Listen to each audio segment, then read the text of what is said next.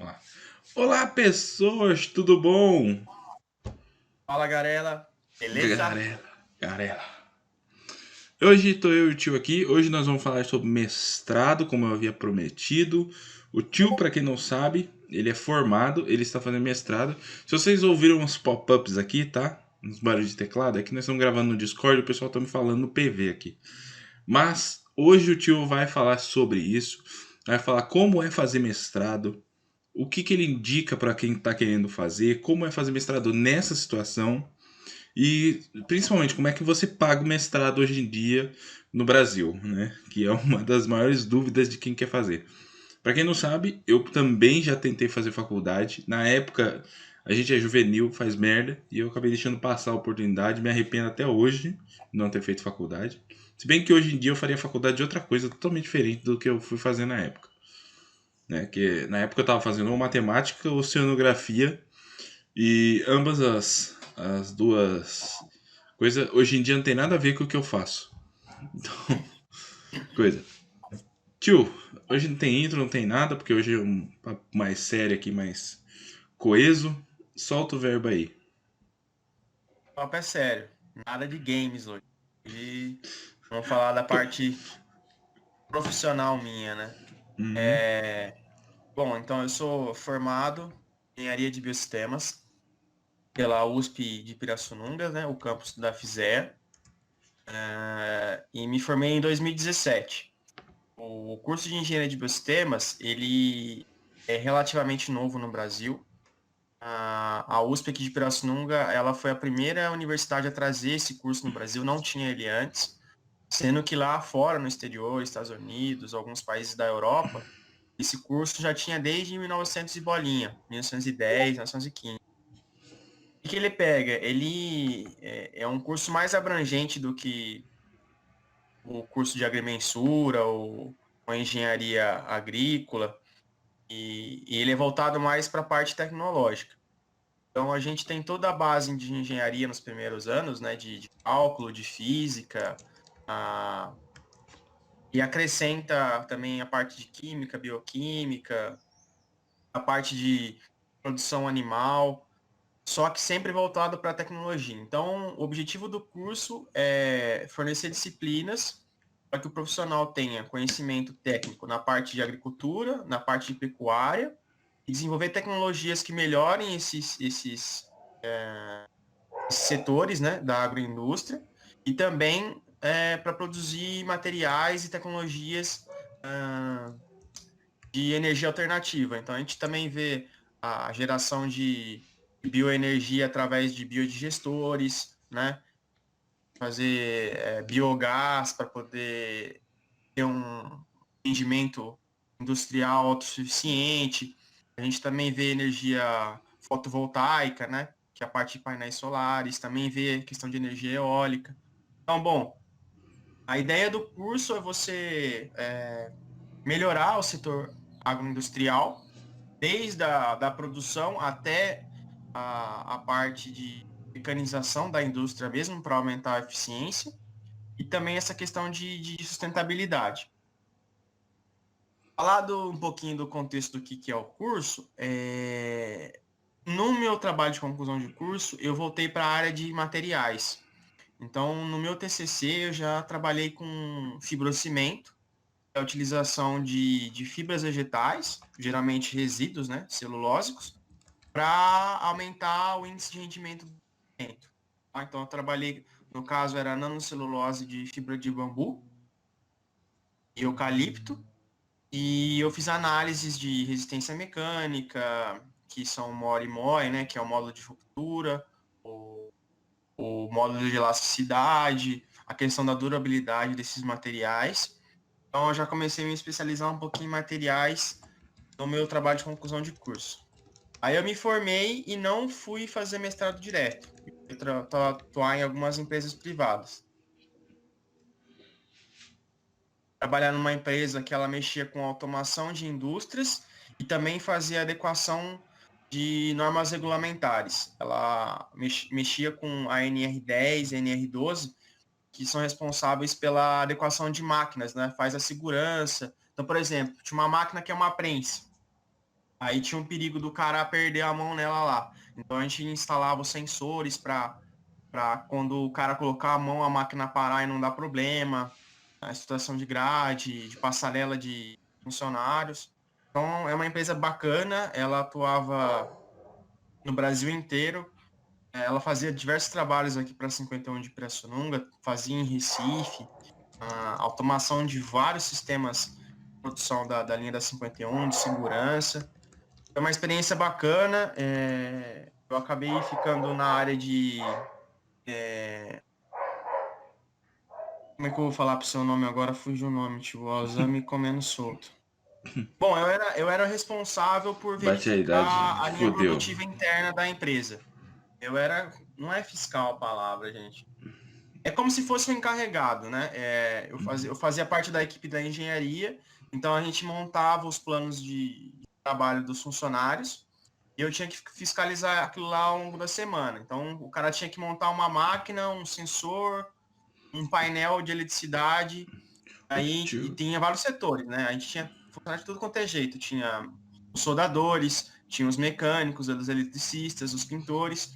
Então a gente montava uma linha de produção do que era para eles fazerem e eu ficava responsável por verificar a produção interna, porque tinha também o trabalho a campo, né? A gente produzia algumas coisas lá dentro da empresa e depois tinha que instalar na outra empresa. Então eu fiquei encarregado de controlar essa linha produtiva interna da empresa. E aí você tinha que fiscalizar como é que estava sendo a linha de pintura, aí coisas do tipo assim, o cara tá gastando mais tinta do que devia, entendeu? Por que que tá acontecendo isso? Ele tá seguindo a normativa que é para pintar, tá seguindo as indicações corretas, a solda também tá soldando do jeito correto, controlar o uso dos EPIs, né? São os acessórios de proteção do funcionário. Aí foi um lugar que eu peguei bastante experiência.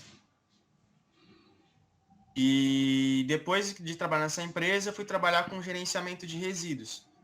Então, já é mais voltado para essa parte de sustentabilidade. Já aprendi um pouquinho mais também sobre isso. Assim, a empresa ela era contratada para fazer o gerenciamento de resíduos de outras empresas, uma empresa terceirizada, né? E daí, por exemplo, pegava resíduos que são tóxicos, né, ou podem causar algum impacto ambiental, e levava para um destino correto e emitia certificado.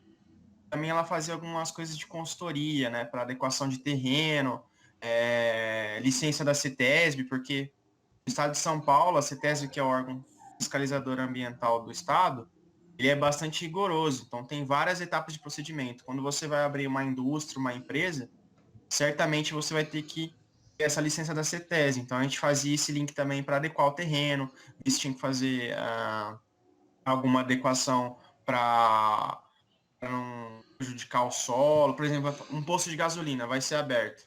Tem que fazer impermeabilização.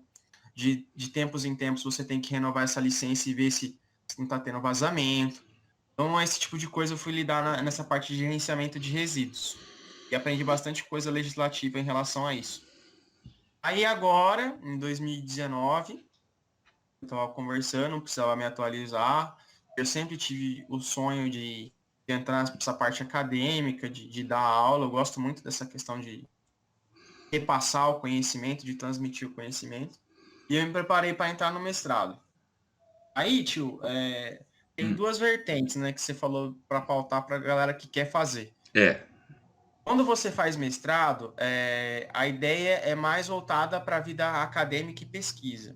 E, geralmente, quando o cara está numa empresa privada e ele quer se especializar profissionalmente para ele agregar mais com a empresa dele, provavelmente ele vai ser voltado mais para pós-graduação.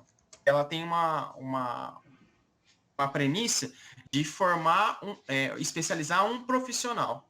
Tá? Existem mestrados profissionalizantes? Existem, mas são em menores casos.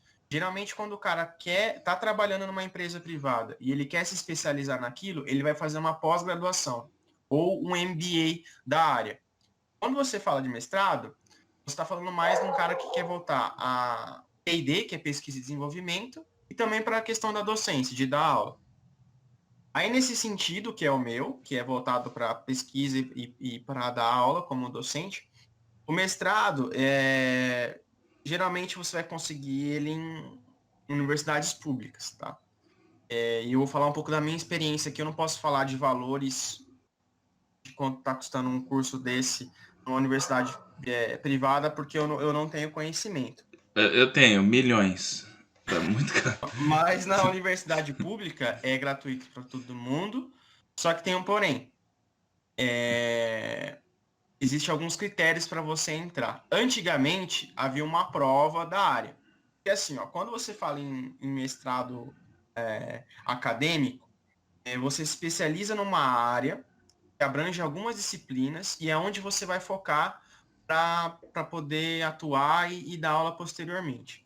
No meu caso, é ciência dos materiais. Então, antigamente tinha uma prova voltada para isso, mais uma prova de inglês, e quem obtivesse as maiores notas entrava no mestrado. Então, por exemplo, eu vou falar aqui no meu caso. Na USP de Pirassununga, para a área de ciências materiais, são 10 vagas, tá, no período de entrada. Então, quem tivesse as 10 melhores notas acaba entrando no curso. É um número bem reduzido, porque assim, ó, por exemplo, o meu curso de graduação, quando você faz a FUVEST, são 60 vagas. Então, na primeira etapa, passam 3 vezes o número de vagas, passariam 180, tá? Tem 1.000 alunos. Primeira fase da FUVEST, passa 180, que é o E triplo do número de mil vagas que alunos tem, passa 60. 180. 180 na primeira fase. Aí na segunda Caraca. fase acaba de filtrar e coloca os 60 melhores. No mestrado, o número de vagas é muito menor. Então, são 10 vagas para minha área. 10 Então, vagas. aí a Sente o seleção nível do é um cara. pouco maior.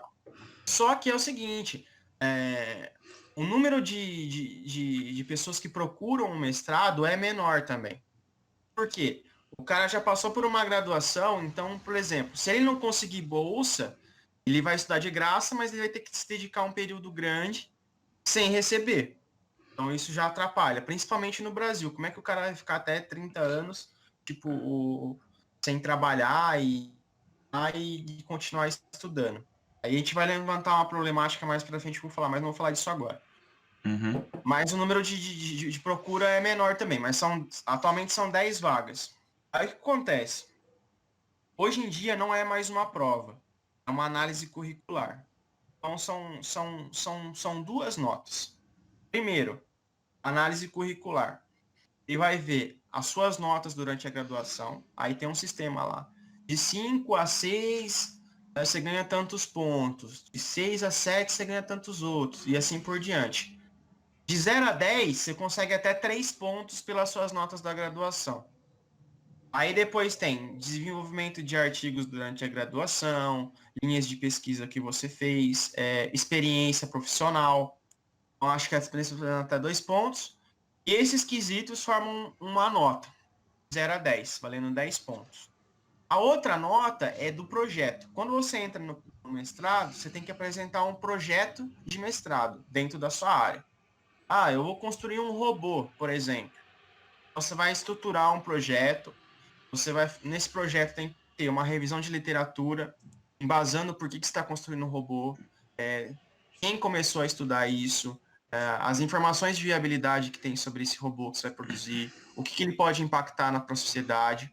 Aí depois, a metodologia, como é que eu vou construir o robô, os equipamentos que eu vou utilizar, quanto tempo de produção, o objetivo, eu estou construindo esse robô, porque ele vai fazer isso, isso e isso, e você vai referenciar bonitinho esse projeto e vai entregar para a USP. Aí a USP vai dar uma outra nota para esse projeto. Aí somando 10 da análise curricular mais o 10 do projeto, você vai ter uma média 10. Ó que fantástico. Assim, desse jeito, ó. Eu sei E vai que lá e eu passa. sei que esse Só que não é assim. Ele negócio. vai fazer a média das duas notas e Uhum. quem tiver as 10 maiores médias está dentro do mestrado, tá? Aí você tem um período para você fazer esse mestrado. O que acontece? O prazo médio para você se formar no mestrado são 2 anos, tá? Na USP, geralmente você faz as disciplinas obrigatórias primeiro. A embasar, você vai ter então a disciplina obrigatória de ciências dos materiais, para outros cursos vai ter a a obrigatória daquela área. Aí você vai ter algumas disciplinas específicas para o seu projeto, que podem te ajudar no seu projeto. E também você tem uma disciplina chamada preparação pedagógica. Essa disciplina, ela foi inserida no, no programa de mestrado para você conseguir dar aula. Né? Antes não tinha. Porque acontece? O mestrado ele é muito voltado para pesquisa, mas tem pouca coisa voltada para você de técnicas de dar aula. Você aprende a aprender, mas não aprende a ensinar. Isso é uma falha do sistema de mestrado público. Tá? Você foca muito na pesquisa, é muito valorizada a pesquisa. Você é reconhecido pela pesquisa, mas basicamente você dá aula. Você faz pesquisa, mas tipo assim, grande parte do seu tempo você dá aula. Então eles inseriram uma disciplina que chama preparação pedagógica para isso. E essa disciplina de preparação pedagógica, você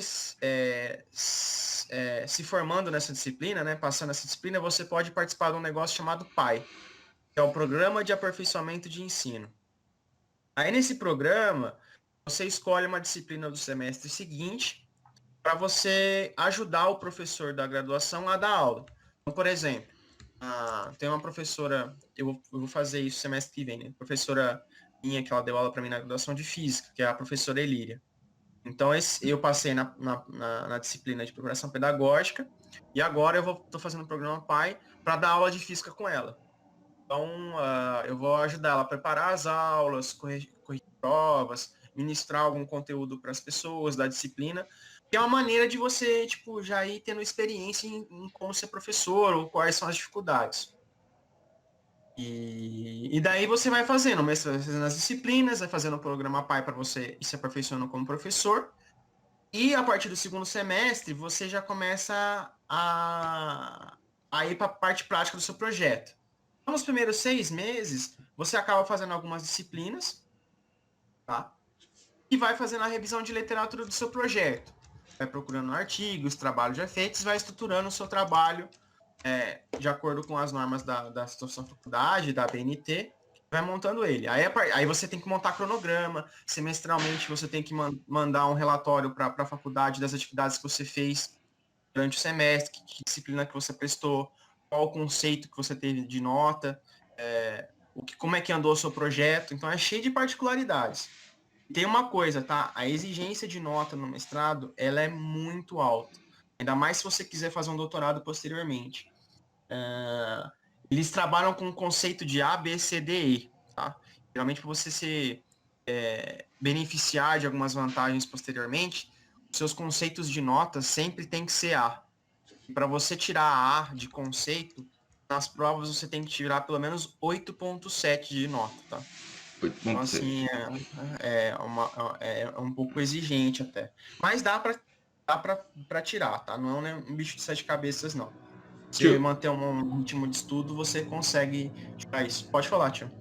dá uma pausa aqui rapidinho. Duas coisas, tá? Sobre projeto de mestrado. Isso aí eu sei que não é uma coisa só do Brasil, né? É que aqui no Brasil a gente vê, por exemplo, mestrado em robótica, o cara faz um robô para limpar chão, no Japão os caras fazem um Gundam, né? Tipo, porque lá o mestrado fora do Brasil, a maioria do pessoal que faz mestrado já sai da faculdade pro mestrado. Então na faculdade já pega um projeto, desenvolve, quando eles terminam a faculdade, para fazer o mestrado. Faculdade não, universidade, deixa eu corrigir aqui. E outra coisa também é a diferença de pós-graduação, mestrado e doutorado. Pós-graduação, você pega a sua área que você se formou e adiciona um conhecimento a ela. Por exemplo, eu sou formado em engenharia de carro, por exemplo, que é o cara que faz design de carro, modelagem de peça para ele encaixar. Então, se eu não me engano, é termomecânica, né, tio? Que faz isso aí. Na verdade tem várias áreas. Pode ser engenharia de produção, engenharia mecânica. Engenharia mecânica pode fazer o carro tranquilo. Aí o cara Aí pode especializar. eu vou fazer a pós-graduação em carros de velocidade, por exemplo. Ou seja, eu vou fazer uma especialização para aprender a produzir carros de corrida, aerofólio, espólio. Então é tudo aquela coisa. Mestrado, você vai pegar aquele conhecimento que você já tem e vai melhorar ele para um nível acima. Basicamente, você vai ficar melhor. E o doutorado, você vai subir um nível ainda mais, porém, você já vai poder criar tese, teoria, a base de criação em cima daquilo. Então, é mais para quem vai aumentar aquele conhecimento que já existe na área para um passo a mais.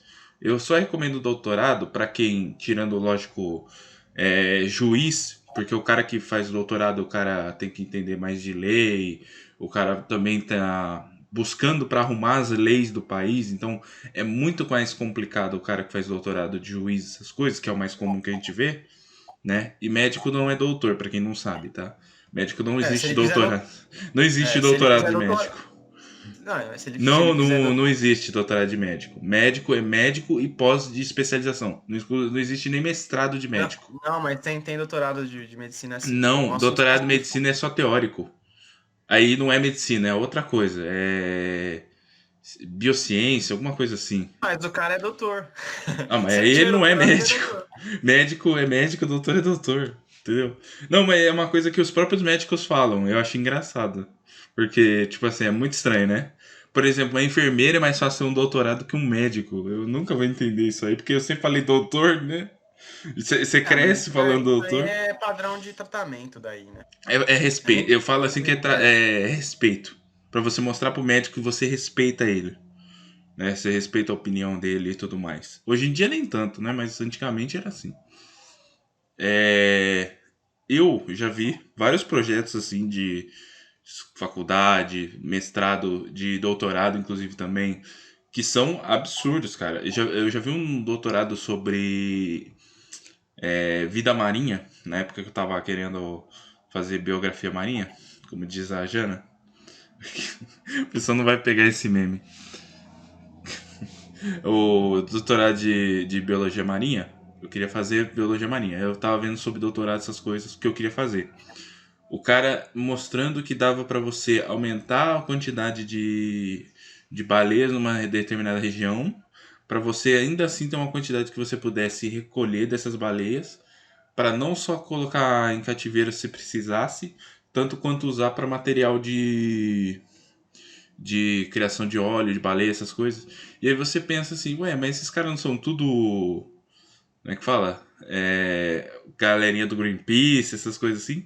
E o cara falando que parte do trabalho dele era entender que algumas coisas são essenciais, tanto culturalmente quanto economicamente. Aceitar que nem tudo dá pra ser do jeito que todo mundo quer, né? Aquelas coisas. Isso é um fato. Isso é um fato. Assim, vai ter que ceder dos dois lados, entendeu? Vai chegar num fator comum aí que é menos prejudicial para os dois lados. Mas que vai ter perda, vai, não tem como. Uhum. Tio, Sempre continue. teve e sempre vai ter. Onde eu tava, nessa parte do pai, né?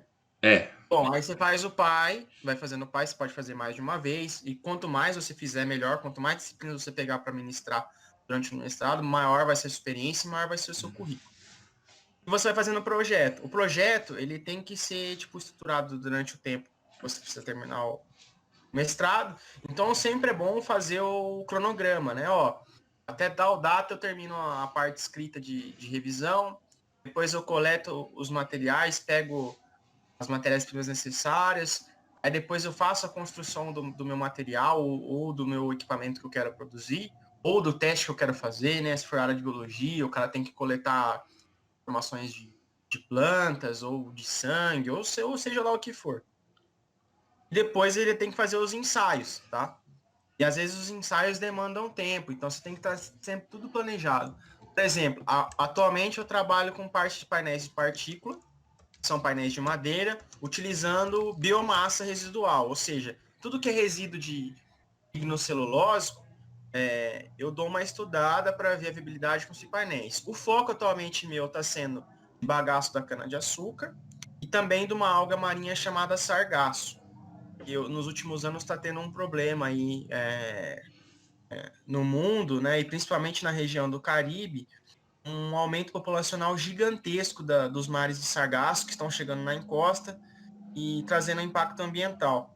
Então a gente está vendo a viabilidade de usar essa biomassa do sargaço para aplicações alternativas, e uma delas seria de produção de painéis de madeira, que seriam utilizados em diversos setores, né? Setor da construção civil, a parte de forro, de revestimento, de embalagens de madeira, utilizando esse resíduo.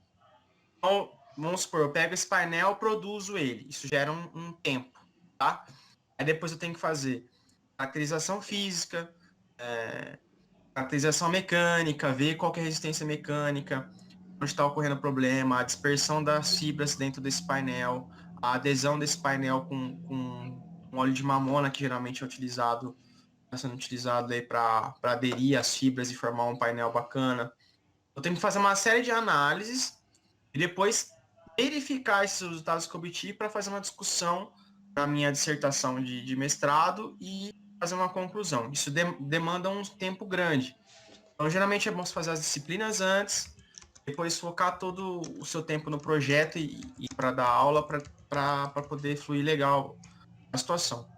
Aí você tem que fazer uma qualificação desse mestrado e depois apresentar ele para defender a dissertação e ser aprovado.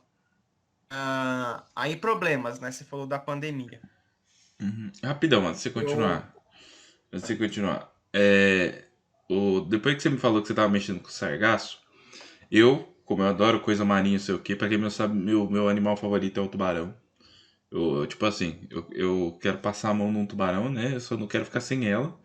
Mas eu fui dar uma olhada no sargaço, que o tio tinha falado isso pra mim, eu achei estranho, porque eu não tinha ouvido falar disso até então, e tinha ficado meio assim. O que acontece? O sargaço, o principal alimento quem se alimenta do sargaço é o camarão e uma espécie comum de peixe lá da região da África, lá, né? Que lá, inclusive, é onde menos tem esse problema por causa desse peixe. Não vou lembrar o nome de cabeça, tá? Esses animal exótico aí é meio ruim de lembrar os nomes. E como a gente consome camarão em uma escala muito grande atualmente, né? Porque é um dos poucos animais marinhos que não causa problema de intoxicação alimentar, alergia, essas coisas, né? Apesar que o camarão ainda assim causa porque ele é crustáceo. Aí, com esse excesso de consumo do camarão, ele começou a não comer tanto sargaço, por isso que essa porra disparou aí pra tudo quanto é lado aí. Eu esqueci de puxar essa conversa com você, tio. Eu fui dar uma olhada depois que você tinha me falado que eu fiquei incomodado. Eu falei, pô, mano, sargaço, por que o nego tá mexendo no sargaço? E eu fui atrás pra ver lá. E é por causa do camarão. Então vamos diminuir quem come camarão aí. Vamos comer menos camarão. na verdade, os ainda são inconclusivos, né? Pode ser o aquecimento global, são diversos fatores que estão sendo Não, se discutidos fosse o aquecimento global, atualmente. do jeito que o mundo tá se recuperando em 30 dias, do jeito que anda por aí, que, pô, você tem uma noção, Campinas, o clima dele é todo cagado há pelo menos uns 10 anos. 10 anos o clima dele é todo cagado. Desde que começou a pandemia, o clima dele já voltou a que era 25 anos atrás, cara. Tipo assim, o cientista falou que ia levar mais de 100 anos pra recuperar o mundo falou, ah é? Segura minha caneca aqui, ó. Em meses, o mundo já tá melhor do que tava há quase 100 anos atrás, cara. É surreal, é surreal isso Então, aí. a noção da problemática é o seguinte, ó. Em 2017, a produção em toneladas desse sargaço estava em torno de 15 milhões de toneladas no ano de 2017. Em 2018, o negócio aumentou para 32 milhões de toneladas, tipo, mais que dobrou o negócio de um ano para o outro. Nossa. Assim, é um negócio que tá meio que proliferando, tipo Covid, tá ligado? E E- ele gera um impacto ambiental desgraçado, porque acaba mandando enxofre para a atmosfera, acaba atrapalhando o desenvolvimento de outras plantas do habitat, porque ele vai arriba na encosta, acaba roubando o substrato de outras plantas. Aí, tipo assim, você sabe que bioma é um negócio efeito cascata. Se tirar uma peça do lugar, você ferra o resto inteiro. E tipo assim, o sargaço, pra quem nunca viu, ele parece uma alga, tá? Só que ele é mais grosso e denso. E ele costuma ficar mais na encosta do que no fundo. Se ele ficasse no fundo, não tinha tanto problema. O que ia só era diminuir um pouco dos grandes predadores, porque aí a maioria dos peixes ia ter onde se esconder, e aí diminuía a caça de grandes predadores, que não é só tubarão, tá? No mar existem outros grandes predadores, né? Peixes grandes também, e baleia e tudo mais. Só que ele fica numa posição que A consolidação das rochas e tudo mais, do que a gente chama de arquipélago de praia, ele vai diminuindo. Onde a gente, por exemplo, tinha corais de resenha, que é aquele coral encostado na praia, que é tipo aquelas pedras cheias de coral, ele vem consumindo esse coral e tirando o espaço daquele coral. E esse coral é importantíssimo, por quê? Ele acumula animais e criaturas, além de consolidar aquela região e deixar ela mais firme. Ou seja, não tem risco de deslizamento, de erosão naquela região. Então, se você começa a ter erosão, a água do mar vai entrando, vai entrando, vai entrando. Como a gente hoje em dia já tem praticamente construído dentro do mar, com essa erosão chega uma hora que essa erosão começa a afetar também a construção, além de outras plantas, e conforme um elemento vai quebrando, o outro também vai quebrando. Então, aves que são de praia, que pescam nessa região, não tem alimento. Das duas, uma, ou elas vão entrar para dentro do continente, o que é mais provável, ou elas vão migrar para outra região e superpopular outra região, que também vai afetar aquela região. Então, você vai ter vários problemas causados por isso, por causa de uma plantinha que resolveu crescer no coral. E na proporção que o tio falou, isso não é difícil de se acreditar que possa começar a causar problemas de superpopulação de alguns animais, ou até perda de alguns animais bem importantes para nossa alimentação. Por exemplo, o atum, ele só cresce em alguns mares mais frios, a maioria dos atum. O nosso atum, por exemplo, não, mas a maioria do atum que você come enlatado, ele vem de áreas mais geladas, de águas mais geladas, né? E aí ele fica todo numa região onde os animais normalmente não tem grandes predadores. Só que, por exemplo, antes a ave estava lá pescando, viu um bichinho, comia ele, comia a ave. Aí ele não tá tendo aquela ave para comer, ele vai se migrar para outra região. Aí o bicho que comia aquele outro bichinho que comia a ave vai migrar para outra região porque não tem mais aquele bicho ali também. E a chance deles ir para essa área onde tá os atum, onde tá essas criaturas que a gente pesca para comer, é muito grande. Então vai fazer um efeito cascata em alimentação marinha. O que a gente espera é que o pessoal que está trabalhando, o tio e mais um monte de gente, consiga achar uma utilidade para que a gente possa retirar esse sargaço e utilizar ele de uma forma que vai reverter isso aí e impedir que ele cause todo esse estrago. Querendo ou não, a gente vai ter que fazer um impacto direto para poder diminuir isso. Eu duvido muito que seja um impacto humano que tenha causado isso aí, porque o mar, ele é o que menos sofre impacto, apesar de tudo, do que a terra. A terra sofre bem mais impacto com o humano do que o mar, porque o mar tem mais espaço para expandir quando ele sofre algum impacto. Mesmo assim, aí começou o impacto em área, aí ferrou, né? É isso. E uma coisa legal que eu gosto de falar é a questão que na vida real é tudo uma questão de interdisciplinaridade, né? Que assim, tá vendo? Um problema marinho, que é estudo de bioma, muito voltado para biologia, e a solução está na engenharia. Então tudo se conecta, né? Um sempre está ajudando o outro, um sempre gera a solução para o outro. Tudo que você vai estudar quando você se especializa, você vê que é multidisciplinar. Né? São várias vertentes, então você não vai ter que pegar só o cálculo, você tem que estudar a biologia também para poder entender o que está acontecendo, poder dar uma solução. Nada é muito isolado, né? Nada funciona de forma isolada, é sempre em conjunto e multidisciplinar. Isso eu acho bacana acontecer. E às vezes eu entendo mais numa particularidade de materiais, aí eu preciso de um biólogo para explicar o porquê que acontece aquele fenômeno. Então, é bacana. Por exemplo, essa semana eu tive em contato com uma doutoranda lá de Santa Catarina, e ela estuda essa questão do sargaço, né? Ela me explicou a diferença entre as espécies, também me deu um alerta. Assim, a maior problemática está acontecendo com o sargaço das espécies Natan e Fluitan. São os sargassos pelágicos, ou seja, são os sargassos que eles ficam na superfície do mar, né? Que eles formam o mar de sargaço, né? E Uhum. também tem o sargaço que ele cresce preso ao substrato, que é no fundo do mar. Enquanto um está expandindo, mudanças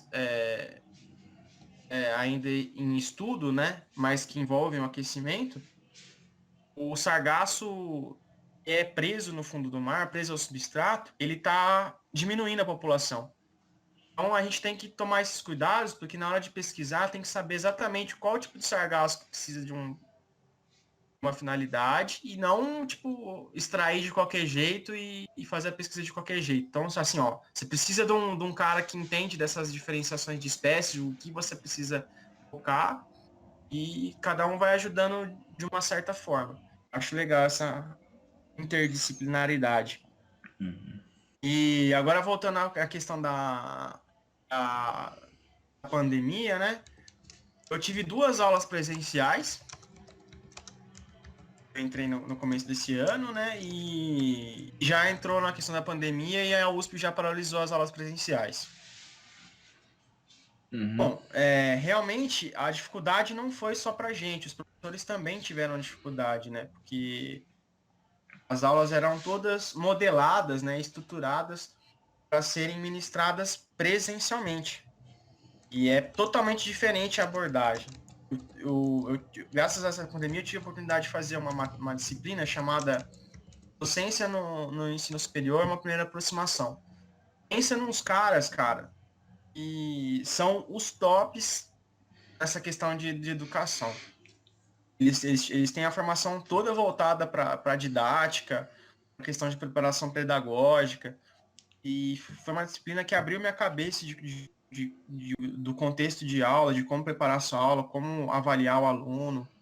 Foi um aprendizado fantástico. Até uma das professoras que ministram essa disciplina é a Estela Haddad lá, a esposa do Fernando Haddad. Eles são professores de universidade, né?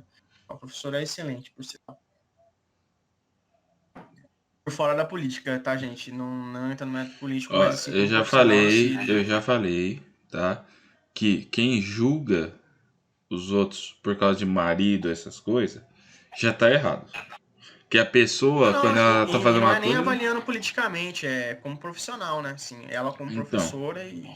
é aquela coisa. Às vezes o cara, por exemplo, é um assassino em série, mas só ele sabe ensinar como ninguém pra criança. E aí, o cara, uma coisa, outra coisa é outra coisa, cara.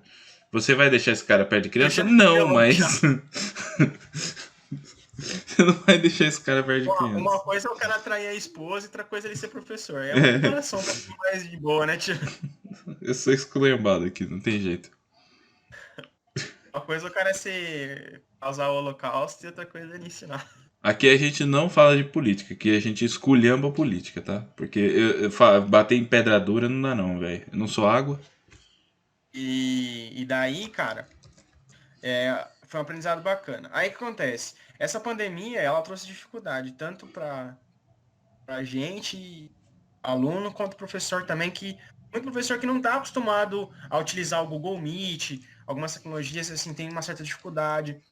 Mas, assim, eu tive professores que, poxa, se desdobraram, ia lá, fazia vídeo, mesmo com dificuldade, marcava hora de dúvida e tal, desenvolveu legal, assim, eu acho que o aprendizado foi satisfatório, acredito que se fosse presencial ia ser um pouquinho melhor, mas deu para aprender. Mas aí a gente levanta algumas problemáticas, a gente vê como que o estudo no Brasil, principalmente para mestrado e universidade pública, é muito elitista, tio. Porque assim, você tem que partir da premissa que você tem que ter um bom notebook, uma boa internet para fazer esse tipo de streaming de vídeo. Porque assim, ó, teve gente que a aula ao vivo, ela custa muito mais dados, né? E exige muito mais uma boa qualidade de internet que você gravar um vídeo e baixar. Por mais que você demore para baixar o vídeo, 1 hora ele baixa e você vê ele sem pausa. Agora, quando você faz uma aula ao vivo, você tem que ter tipo aquela internet boa constante para você não perder, não travar o seu vídeo. Assim, é um bagulho totalmente elitista, velho. Tipo, isso impossibilita, inviabiliza. Isso não é só no mestrado, tá? A graduação mesmo. Que, tipo assim, ó, tem vários cursos públicos que são em tempo integral. E para conta nos dedos das famílias que conseguem, tipo, manter o seu filho durante a graduação sem o cara ter que trabalhar e ajudar na renda. Então, Muito difícil. vocês Ou às vezes o acabaram cara quer de fazer um. ter uma demonstração prática de qual que pode ser os problemas que a gente tem em streaming, tá? Eu e o tio, nós estamos com PCs adequados aqui, notebooks adequados, tá? A nossa internet, ela é de 100 mega, a gente deve estar pegando uns 60 mais ou menos cada um. E mesmo assim o Discord acabou de dar uma engasgada fervorosa. A minha voz não engasga pra vocês porque eu tô gravando direto do microfone, né? Então, mas pro tio, por exemplo, deve dar umas engasgadas. Ou Aham. seja, com 60 mega, um computador decente engasga. Imagine uma videoaula, né? Você vê o cara walking em slow motion lá no fundo da imagem, né? É terrível um negócio desse. E na minha opinião, nós estamos perto de poder fazer várias coisas em casa. Só que eu acho que aula, você podia ser videoaula sem ser aquela videoaula ao vivo. Podia ser videoaula gravada, né? Para quem não sabe, minha mãe faz pós-graduação. Ela é enfermeira formada, fazendo pós-graduação em saúde da família, que no Brasil é uma das coisas mais importantes do mercado de saúde atualmente e na Europa também, porque lá a saúde da família virou um problema público lá, né? Nos próximos anos, tudo mais. Aí fala, essa pandemia que tem gente imbecil que não acredita, eu vivencio ela todo dia. Entendeu? O risco de ficar contaminado e tudo mais, se cuidar, se limpar, limpar tudo que vem. Então, tudo isso a gente vive de perto. Já morreu gente onde minha mãe trabalha, tem muita gente afastada por causa que pegou a doença. Então, é uma situação complexa, né? Trabalhar em casa, estudar em casa é mais difícil ainda. Tem hora que o site não entra, e aí o aluno tem que se virar para isso. O Vini, que já apareceu aqui nos podcasts já da vida, ele precisa entregar pelo menos 10 tarefas complexas para a escola e a Vivo simplesmente decidiu que ele vai ficar sem internet por uma semana aí, porque deu pau lá e eles não vieram arrumar. Então, como é que o aluno lida com essa situação? Ele tem que dar sorte do negócio funcionar para ele. Então, na minha opinião, é muito menos habilidade, mais sorte ou condição, o que não é justo com um aluno que está se dedicando. Eu sou contra sistema de cotas, porque para mim é você falar que um negro, uma pessoa pobre, não tem a mesma capacidade do que uma pessoa normal. Eu acho legal você dar a oportunidade para quem não tem dinheiro para poder pagar, né? A pessoa que ganha um salário mínimo, se esforça para ajudar a cuidar da família, você dá uma bolsa para aquela pessoa, tudo bem, porque a pessoa está se dedicando, mas ela não tem condições de pagar. Agora você dá espaço para a pessoa porque você fala que ela não tem conhecimento, que ela é burra, eu acho uma falta de respeito. E isso é uma falta de respeito porque você não está dando chance para quem tem capacidade, mas não tem condição de estudar e se formar naquilo ali. E isso eu acho muito ofensivo ao aluno que está se esforçando.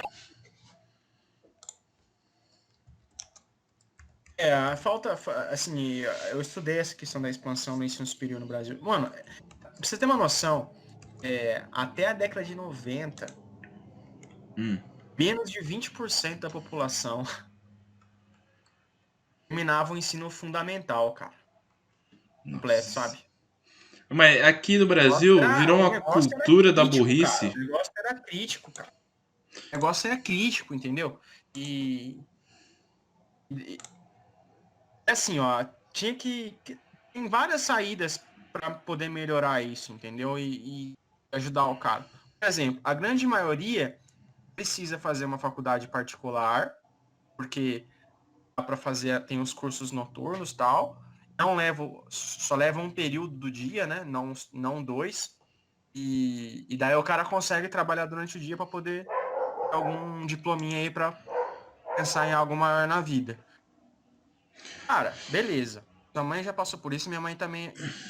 Isso fode muito o aprendizado do cara, porque o maluco tem que estudar, tem que trabalhar o dia todo, um bagulho extremamente estressante e cansativo. Aí o cara toma um banho, ou às vezes nem dá tempo de tomar um banho, come um pãozão com mortadela lá, vai pra facu, sai 11 horas da noite. O cara vai estudar que hora?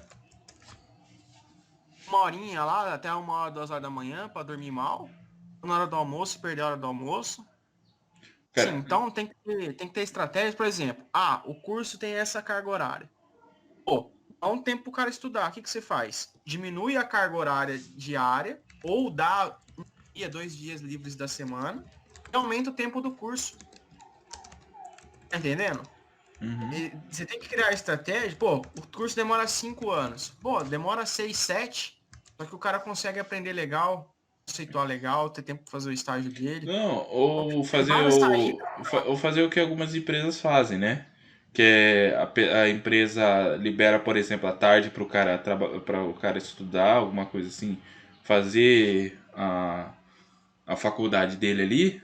Só que, por exemplo, a empresa tem um desconto no imposto de renda, né? Aí dá espaço para o cara estudar e a empresa tem um desconto, vai gastar dinheiro, né? E, na minha opinião, a economia brasileira em questão de estudo, eu vou falar exclusivamente em questão de estudo, da área de estudo, de empresa, de investimento de empresas. O Brasil precisa que empresas tenham vontade de chegar lá e falar: nós vamos pagar o estudo dessa galera, porque daqui 1 ano, 2 anos, nós vamos ter toda essa recompensa pra gente. Eu vou ter um desconto no meu imposto de renda, porque o meu imposto de renda é muito caro. Eu vou pagar muito dinheiro para esse imposto por causa da minha empresa. Então, eu gastar aqui, descontar nesse imposto, né? Mas ninguém quer tirar a mão da teta. Paciência, as empresas cada dia menor no Brasil. A hora que o país falir de vez, aí quem sabe a gente aprende, né? O governo aprende que a economia não gira em torno de quanto você tira do povo, e sim quanto você evita tirar. Porque, por exemplo, você, por exemplo, gasta R$ 1.000 para pagar uma mensalidade de uma faculdade. Valor bem hipotético, porque ou é menos que isso ou é mais que isso. Né? Desses R$ 1.000 você está pagando 600 no imposto. Se eu pegar esses 600 e transformar em 300 de imposto, né? 300, eu já estou tirando 300, aí eu pago 700 em vez de 1.000, certo? Esses R$ 300 que sobrou, eu posso gastar em outras coisas, material para a escola, ou investir num computador para mim comprar e trabalhar, né? São R$ 300 a mais ali que eu vou poder pegar e redirecionar para outro lugar. O mundo onde a gente vive atualmente, quanto menos a pessoa paga, mais ela consome. Essa é a realidade, porque o povo virou consumista. Então, se antes ela gastava, por exemplo, R$ 1.000, agora ela está gastando 700. 300 desses reais, R$ 300 não vai ficar parado com ela. Ela vai gastar em outro ponto. E 300 aqui, 300 ali, 300 lá, ela está consumindo em outra coisa. A chance da pessoa começar a gastar mais é muito maior. Ela pode começar a ganhar mais também, porque vai ter menos imposto no trabalho, então ela vai receber um salário melhor. Ou gastando menos, ela vai comprar mais coisas. Então ela vai estar sempre comprando bastante coisas. Mercados que estão parados ou com pouco movimentação Então vai você aquece o diminuir. mercado, né? É, Aquece o mercado, sai elas por elas. O eu sou a faturamento não favor, eu sou a favor de cortar todos os impostos do Brasil pela metade. Eu acho que talvez bebida e cigarro talvez não, porque são impostos assim que são para evitar a pessoa consumir, e aí na minha opinião é uma coisa de saúde pública, porque o Brasil tem um problema sério com o alcoolismo. É muita gente alcoólica no Brasil. Não, é alcoólica. Eu descobri, não pergunte como. É no Brasil. E muita gente que fuma cigarro. Eu sei que, tipo, tem gente que é costume, é mais pessoal mais antigo. Só que, mano, tem gente de 16, 17 anos fumando um maço, 2 maços por dia. Esse pessoal não era pra estar se preocupando com isso, era pra estar Cara, e é estudando. um gasto, hein? R$ 8 no maço, faz as contas vezes 30. Então, entendeu? Uma pessoa formada que já tá trabalhando e tudo mais, já tá quase cômoda na vida, é uma coisa. A pessoa que nem começou a vida direito já. Quando essa pessoa tiver com 30 anos, ela vai estar com problema de saúde, de Mano, é, respiração. 200, é 240 pau se a pessoa formar um maço por dia. Então, Um mês. É um gasto considerável, mano. É tipo um quarto de um salário mínimo. é. E na minha opinião, esse daí é um imposto que faz até sentido. Porque você está investindo na saúde do seu país, aumentando o custo de consumir isso. Né? É um imposto que faz sentido. Querendo ou não, você como consumidor pode achar ruim, mas o cara que está investindo no país, por exemplo, faz sentido para ele. Porque ele vai ter menos custo com um funcionário doente, menos custo com invalidez, menos custo com policiamento, porque querendo ou não, a pessoa que se altera pode gerar um problema de segurança pública. Então, são custos que ele está diminuindo porque ele está cobrando aquilo ali. Só que faz sentido ele fazer essa cobrança na comida, onde uma pessoa bem saudável e alimentada gera melhor rendimento no emprego ou estuda melhor. Então, é a falta de visão de economia no Brasil, que não é só no Brasil, porque os Estados Unidos, com essa pandemia, está mostrando que ele também não tem visão para a parte de saúde. É um país que investe muito em educação e esquece do básico, que é a saúde pública. Né? É um problema sério isso aí. Você viu o cara lá que ficou, não sei, um mês, um pouco mais de um mês internado nos Estados Unidos por causa do Covid, né? Uhum. Aí mandaram a conta pra ele lá do mais de $1 milhão. Só que a sorte é que o cara tinha plano de saúde, tá ligado? Aí ele ia ter que pagar ele ia ter que, porque lá o sistema de saúde lá privado, né? E funciona como um seguro, tipo seguro de carro. Então quando você bate o carro, às vezes você tem que pagar aquela taxa de. Como é que É, chama, tio? taxa de serviço que chama. Então, aí ele ia ter que pagar só a taxa de serviço que dava uns $10 mil. Mano, 10 mil aí dólares. o cara ficou doente e, ó, ficou $1 milhão aí pra você não se Não, lascar. eu precisei tomar uma vacina, 10 mil. Você não custou nem 100 dólares. Não, o sistema é tipo assim, Ah, não, a questão nisso aí, mano, o SUS é muito pica comparado aos não, Estados Unidos. quando eu falo pro pessoal, o pessoal ri da minha cara e fala que eu sou maluco. Que o sistema brasileiro de saúde é um dos melhores do mundo. Ninguém acredita. É, mas é mesmo. Do jeito que Porque tá, não, porque aqui no Brasil, você, vou lá no SUS e eu morro. Cara, já viu tanta gente que vai no SUS? Imagine se para cada pessoa que vai no SUS, você cobra lá 100 reais. Ah, você quer passar 100 reais. Metade das pessoas que tá no SUS some e pronto, resolveu o problema do SUS. Porque o cara só vai se ele tiver mesmo doente. Ah, vê aqui, é gripe, é uma coisa que não precisava, tá 20, 100 reais. Beleza. O cara, tô com uma dor aqui. Óbvio que não é uma gripe, vai tratar aqui, você não vai receber nada, né? Não vai cobrar nada do cara. Parece besteira, mas é uma coisa assim que se você parar pra olhar, é muito, muito bizarro, porque você tem que dar um jeito de diminuir esse pessoal que não devia estar lá. E você tem que também cuidar do pessoal que precisa ir lá. Então não é falta de só de funcionário com qualidade, coisa assim, né? É, por exemplo, mas fulano de tal morreu. O médico tava lá na sala, não sei o quê. Cara, o cara do médico, você acha que o médico tá lá 1, 2 horas? O médico já tá trabalhando há 36, 72 horas. Quando você vê ele, provavelmente ele já está no trabalho há pelo menos umas 20 horas. Normalmente, raramente você vê ele antes disso aí. Porque o cara tem que fazer diagnóstico. Ele não trabalha num lugar só, porque ele obrigatoriamente, de acordo com a lei brasileira, ele tem que fazer rede pública e rede privada.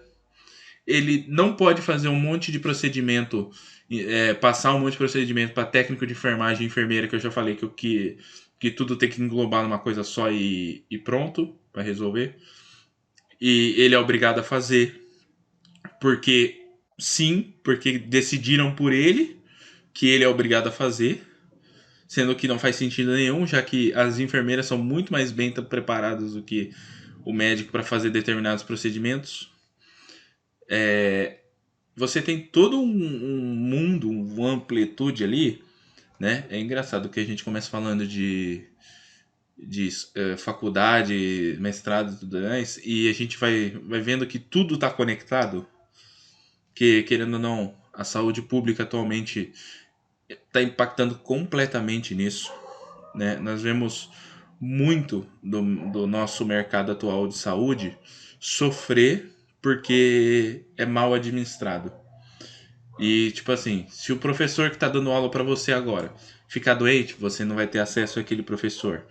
E, pelo menos no Brasil, a gente sabe que se a doença não matar o cara, porque é uma doença extremamente perigosa, ele vai ter como se tratar vai ter amparo, né, e tudo mais. Só que, e aí?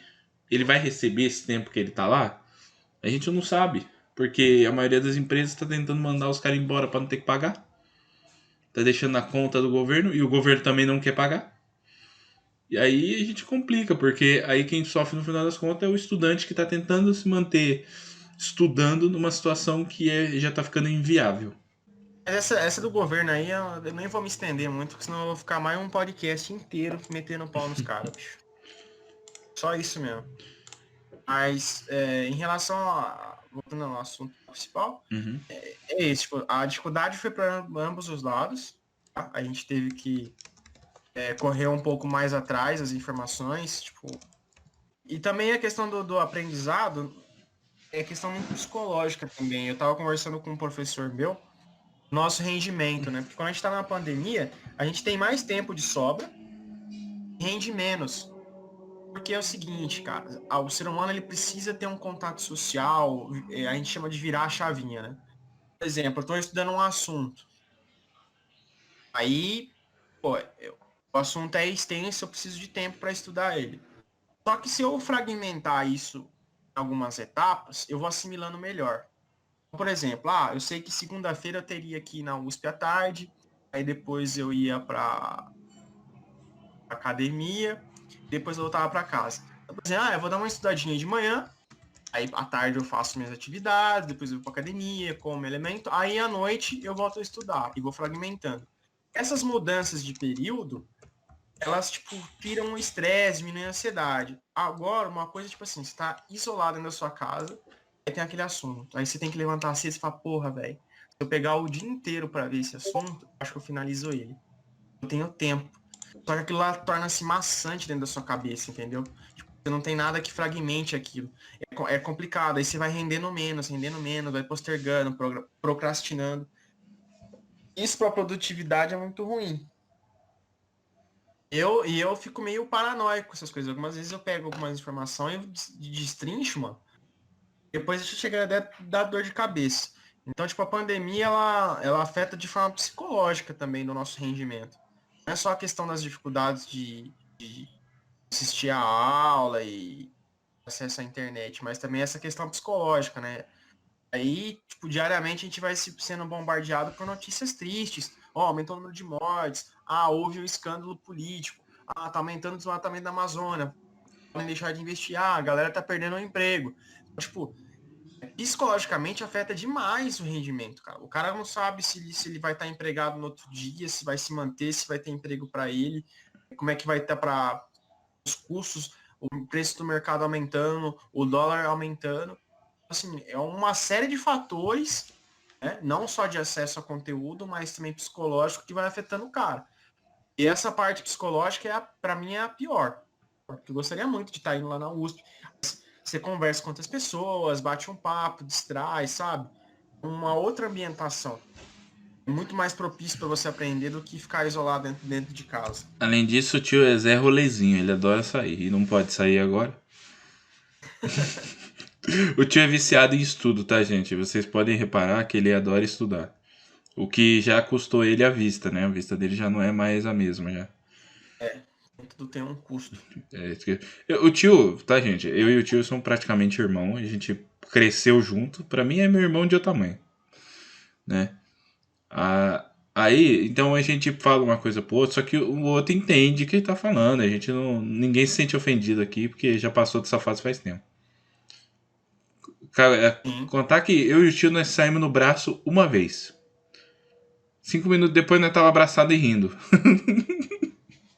Você lembra disso, tio? Faz parte da infância. Se você não sair no seu, com seu amigo, você não teve infância. Não. Eu acho assim que é uma coisa que eu lembro do Digimon 1, que o Tai e o Matt saem no soco. E aí os caras falam, não, às vezes você só se entende conversando com a mão. Negócio assim que ele fala. Eu falei, é verdade. Mas é isso, cara. E assim, vou comentar agora que afetou mais ainda outras pessoas, né? Bom, os que mais foram afetados é quem estava com o experimento em andamento. Tipo assim, o cara tinha que ir no laboratório já direto para terminar o experimento. A USP barrou. Então, o que acontece? Eu não sei falar casos específicos, mas eu sei que teve algumas pessoas que foram prejudicadas, eu não sei o porquê, mas porque estavam com o projeto em andamento. Dependendo do Por exemplo, projeto, se for se eu projeto de tivesse. cultura, fudeu, né? Acabou o projeto. Porque tem que fazer acompanhamento diário, ele vai ter que recomeçar tudo. Um dia que foi. Recomeça, exatamente. Às vezes o cara perdeu as experiências, porque não. Por exemplo, às vezes o cara tava cultivando um tipo de alimento lá, de Ou até planta, de alguma bactéria, até de Aí bactéria. apodreceu, Aí apodreceu, já era. Ou proliferou demais, já era. Durabilidade, degradação. O cara, Vai ter que recomeçar aquilo. o cara, A USP, ela tá com um programa de postergar aí, até mais de uma vez por cima, mais de 6 em 6 meses o cara tem um aumento de tempo. Só que daí gera uma problemática. Por quê? A gente tem uma quantidade limitada de bolsas. Então vamos supor que o cara estava no final do mestrado dele lá, agora em agosto ia encerrar a bolsa dele. E consegue postergar o tempo que ele precisa ficar na faculdade para terminar o projeto, mas provavelmente ele vai ficar sem bolsa. E aí, mano? O cara vai se virar de que jeito? Porque tem muita gente que não é da cidade, né? Geralmente, 90% dos casos, o cara vem de fora. Tem nego que vem do Amazonas, tem nego que vem do Rio Grande do Norte. O cara precisa se sustentar aqui, entendeu? Então, tipo assim, essas pessoas estão sendo muito afetadas. E outras pessoas também que foram afetadas foram aquelas que estavam fazendo mestrado sanduíche, né? Que eles fazem parte do mestrado no exterior. Assim que começou a pandemia, a CAPES, que é geralmente quem financia esses projetos, né, essas bolsas, ela já cessou as bolsas de quem estava lá fora. E se o cara quisesse continuar lá, ele ia ter que tirar do próprio bolso. Ou então ele ia ter que se voltar na mesma hora para cá. Então, teve uma galera aí que acabou sendo muito prejudicada e, mano, o governo não dá essa assistência. E essa assistência vem sendo precária desde 2014, tá? No final do governo Dilma lá, já começou a dar uma apertada. Porque, assim, novamente não querendo entrar em méritos políticos, mas durante o governo Lula e o governo Dilma, houve um aumento expressivo de financiamento para o cara poder conseguir estudar. Tipo, essa questão tipo de inclusão foi muito abrangente. Teve muita gente que conseguiu fazer intercâmbio sem ter condições financeiras, mas foi visitar Portugal, Espanha, Estados Unidos tem muita parceria com aquele Ciências Sem Fronteiras. E de uma hora para outra isso acabou, porque acontece, o projeto era muito bacana, mas ele não tinha critérios muito bem estabelecidos e um controle bem estabelecido, foi dado à revelia. Geralmente, quando você faz um negócio sem controle, ele não é sustentável. Eles aplicaram esse sistema por um tempo, depois viram que não dá para continuar mantendo. Pera aí, tio. E aí começou a fuder, cara, porque começou a haver Pera aí, morte tio. dentro. Cortou tudo. Internet da. Partes. Olha, tá falhando muito. Alô? Alô? Tá me Voltou? ouvindo agora? Agora voltou. Até que parte você tinha ouvido? Ó, a hora que começou a engasgar foi a hora que você começou a falar sobre o projeto do Ciência Sem Fronteira. Ah, tá. Então, esse Ciências das Fronteiras ele é um projeto bem legal, só que ele faltou o controle, a robustez, avaliar melhor os critérios para continuar esse projeto. E, tipo assim, o governo viu que não era sustentável manter. Aí houve muitos cortes, cara. E atualmente, assim, o número de bolsas para mestrado, doutorado no Brasil, está muito reduzido. Tá? Essa parte de engenharia nem tanto, mas outros projetos que eles consideram que, por exemplo, o governo ele tem a cabeça muito pequena. Às vezes um projeto de psicologia ou de geografia, a longo prazo, pode dar um retorno para o governo. Só que essas coisas a longo prazo, o governo não gosta de dar dinheiro e demorar para vir o resultado. Eles gostam de financiar projetos que tenham resultados no máximo a médio prazo. Então, projetos de engenharia que pode ter um retorno para a indústria, que possam movimentar o mercado de forma mais rápida, eles continuam sendo financiados, mesmo que de forma reduzida. Mas isso é ruim. Por exemplo, eu vi uma notícia, eu não lembro o nome do cara agora, mas na época que começou esse surto de pandemia, tinha um pós-doutorando no Brasil, que o cara fazia parte de umas pesquisas com com SARS, né, ou SCARS, que é o nome verdadeiro do Covid lá. Uhum. Ele vinha há anos estudando aquilo. E o cara saiu porque ele não era mais financiado pelo governo. Assim, o É. governo perdeu um cara que Que era o pica que podia te ajudar ativamente na. provavelmente já estaria com a vacina produzida se tivesse um investimento, né? Exatamente. Só que aquela coisa, o cara não tem esse conhecimento que, tipo, a longo prazo pode vir um negócio bacana. Aí o cara corta o financiamento do cara. O maluco fica estudando vírus aí, vai levar porra nenhuma aí.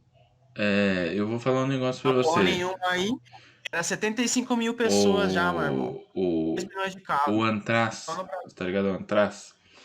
Eu lembro que o Antraz foi desenvolvido e o cara que criou a vacina dele foi o cara que tava lá numa faculdade, né? O antígeno do Antraz.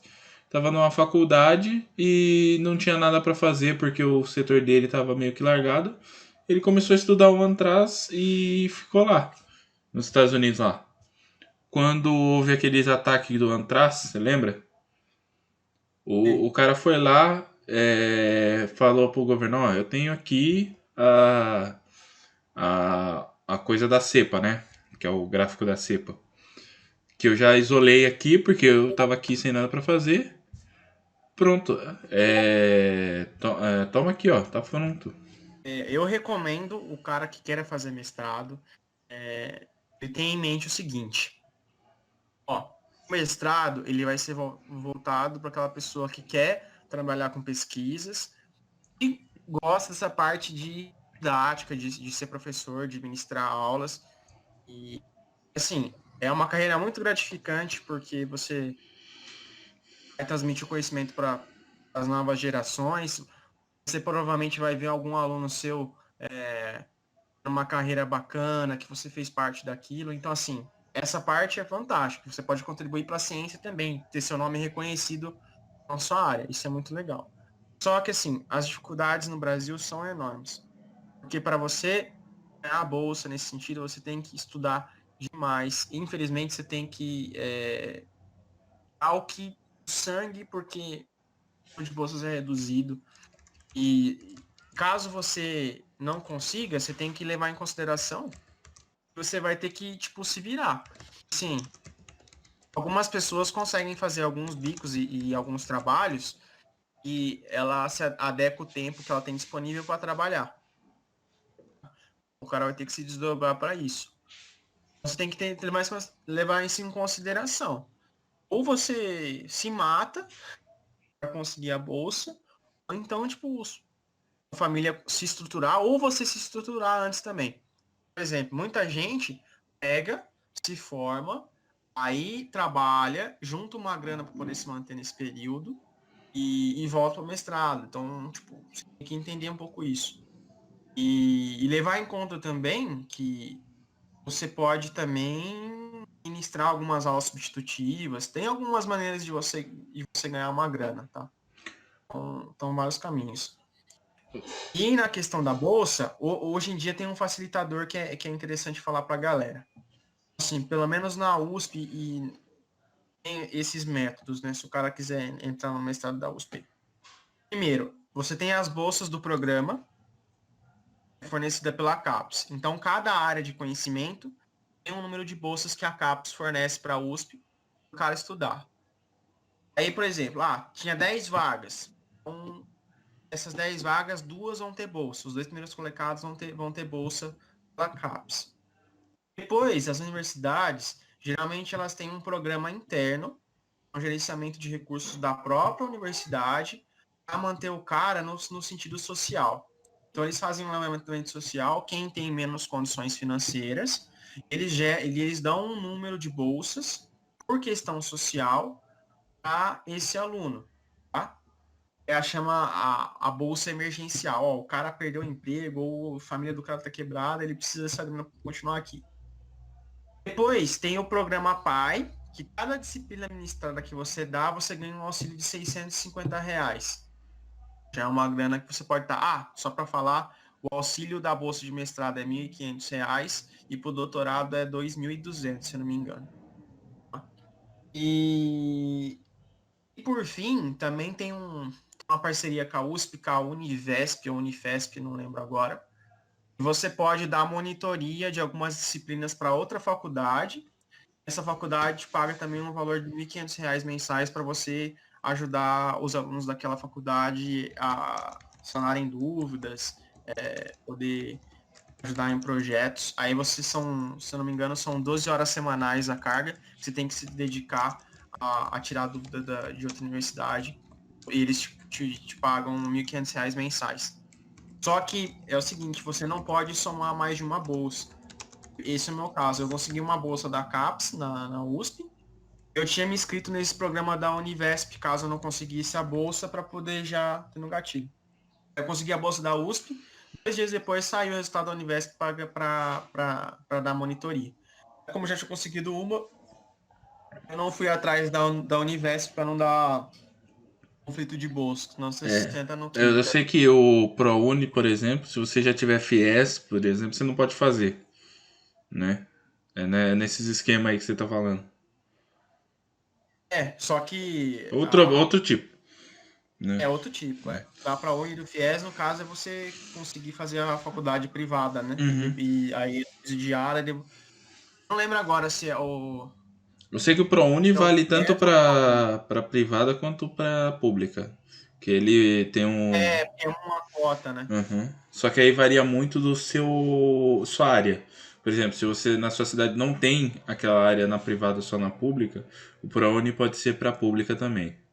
Agora tem algumas limitações. Gente, eu não lembro, tá? Eu fui para fazer o FIES, eu acho que uma vez. Então, eu não lembro.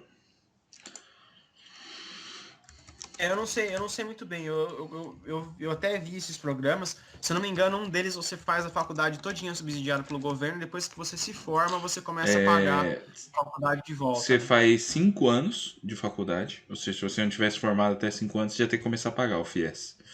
E aí Entendi. depois desses 5 anos você começa a pagar e mesmo assim é reduzido.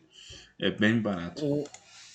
E o ProUni, eu acho que ele é mais questão de classificação, né? Ele te dá um up pra você conseguir um desconto maior ou conseguir Quanto melhor uma você se nota maior. posicionar no coisa, eu não lembro, se não me engano, atualmente é o Enem. Antigamente o ProUni tinha uma coisa própria.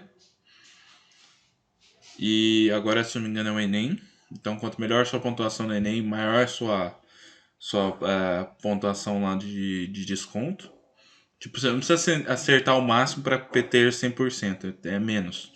Né? Uma certa coisa lá já dá 70, 80% lá, uma certa pontuação. Então, por isso que o pessoal fala passar no Enem hoje em dia por causa da bolsa do ProUni. Mas não faz, na minha opinião, não faz sentido nenhum, tá? Tirando, por exemplo, quem tem tanto, tirar tanto no Enem, tem um desconto X ali numa faculdade particular. O Enem agora ele também serve para passar em universidades federais, né? Muitas faculdades federais, universidades federais, eles utilizam o Enem como uma avaliação, né? Uhum. Só a USP que ainda continua com a FUVEST, a famosa FUDEST. Fudeste. Fuveste que já foi grande, hoje em dia nem é tanto assim não. Na época que eu fiz, pelo amor de Deus, velho. O tio ainda fez depois de mim ainda, nossa. Que foi nos piores anos que teve lá da Fuveste. Nossa senhora, pelo amor de Deus, velho. Bagulho do caralho, encardido pra cacete. Aí hoje em dia é mais suavão. Eu não sei como é que tá, assim, quando eu fiz, agora deve ser similar. A primeira fase era 90 questões de múltipla escolha, mas assim, com todos os temas básicos, né? O meu, da época que Ah, eu fiz, você ainda pegou melhor do que eu. Você ainda pegou melhor que eu. Eu peguei 120 questões na primeira fase. E acho que foi 20 ou 30 dissertativa na segunda, cara. Nossa. Aí a minha segunda fase era o seguinte, passavam o triplo de vagas disponíveis, né?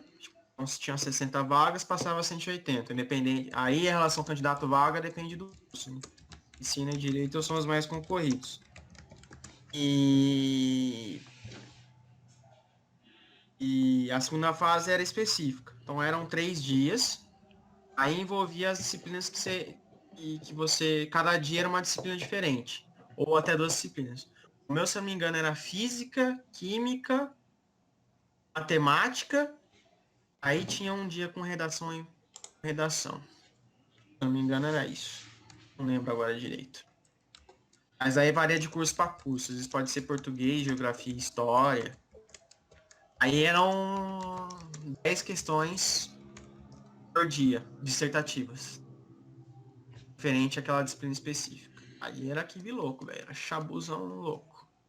Ó, tio, eu acho que é isso aí, cara. Se alguém tiver alguma dúvida, quiser, pode perguntar pro tio, aí ele passa pra mim e eu Gente, respondo depois. pode mandar nos comentários no YouTube, tá? Quem tiver, tem lá no podcast lá também, comentário lá. Manda lá, fala a sua experiência aqui, que a gente traz, não sei se no próximo episódio, tá? Por quê? Porque eu normalmente quando eu gravo um podcast, eu já gravo outro em cima, ou só no outro mês, tá? Porque são 2 por mês, para quem não acompanha aí o podcast. Então você manda e a gente vai falar antes de entrar no assunto do podcast. A gente fala sobre perguntas. Aí eu trago o tio pra gente falar sobre algumas coisas te- técnicas e tudo mais disso aí, né? A ideia mesmo é que vocês comentem e tragam aí pautas a mais pra gente, né? Inclusive, deve ter nego falando que eu fui mal falando mal dos camarão, que a gente é político. Esses daí a gente vai passar longe, tá? Mas se você tiver interesse de fazer um mestrado, se você tiver condições, tá? Ah, eu moro com a minha família, quero sair de casa, mas meu pai paga tudo pra mim.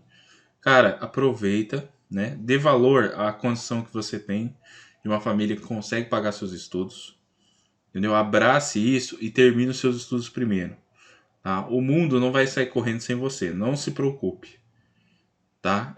Você que é novo, que tá por aí zanzando, gente, estudar é uma coisa importante, tá? Ser burro ser burro não é só não ter conhecimento, tá? Ser burro é tomar decisões idiotas, tá? Buceta a gente acha em qualquer esquina, mas estudo a gente não acha, tá? Eu tô falando porque mulher costuma ser mais centrada e focada nisso aí do que homem. Homem costuma ser mais retardado, né? Não pode ver um rabo de saia que já fica louco, né? E tipo assim, ah, mas e o gay? O gay não vai engravidar ninguém, né, minha gente? O gay vai engravidar que jeito? Me fala. Então, Mas independente disso também é importante, cara. E não precisa ser um negócio, assim como assim, cada um tem um gosto, puxa para um lado, para o outro.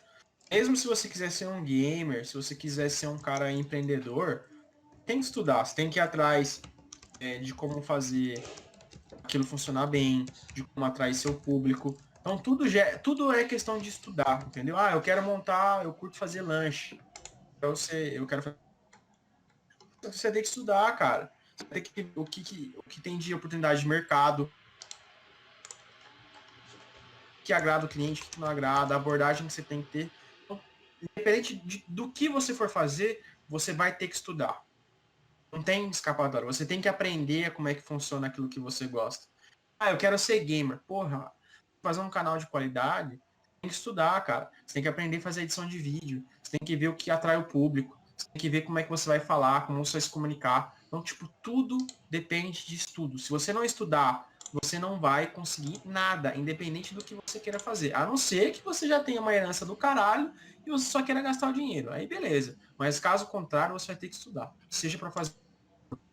Ah, eu não curto história porque eu acho história um pé no saco. Beleza. Vai fazer ciência, vai fazer física, vai fazer matemática. Ah, não curto nada disso aí. Eu quero montar uma empresa. Beleza, você vai ter que estudar. Eu tenho que fazer administração, você tem que fazer economia. Você vai ter que aprender, cara. Ah, eu tenho que fazer gestão. Vai ter que estudar. Não importa o que você vai fazer. Faça o que goste, mas saiba que, independente do que você fazer, você vai ter que estudar. concordo com o tio, ingênuo número igrar. E agora a gente vai encerrar esse podcast que a gente ainda tem que fazer parkour no Destiny hoje. Eu vou gravar nós cair daqueles buracos malditos lá. Cara, ontem eu passei ótimo. Nossa senhora. Você quer saber do que a gente tá falando? Terça-feira, lá no canal principal, nós vamos fazer parkour de Destiny. E se preparem porque quinta-feira Novo quadro do canal, a fala da Traigonista. Um dos melhores, ou talvez piores ideias que eu já tive que deu pra fazer, tá? A gente se Você vê. achou a fala do Umbred lá? Não achei, mas ela vai fazer de qualquer jeito, então se preparem, tá? Se preparem, porque, ó, tá a cereja no bolo. Isso aí. Nego ouviu as falas e passou mal no Discord, hein? E só lembrando vocês, tá? Quem quer falar aí, pode falar na página do Facebook. Inclusive, eu estou para arrumar aquela página lá. Finalmente eu consegui arrumar o nome da página que o Facebook não queria deixar eu arrumar. Então, a gente volta no próximo episódio do podcast. E não se esqueçam, tá? Canal do London lá no YouTube. A gente tá lá, o tio tá sempre lá comigo lá, porque eu arrasto ele pra tudo quanto é bizarrice que eu vou gravar. Falou, valeu, até mais, fui. Ô, galera, um abraço. Tio remixado, sempre.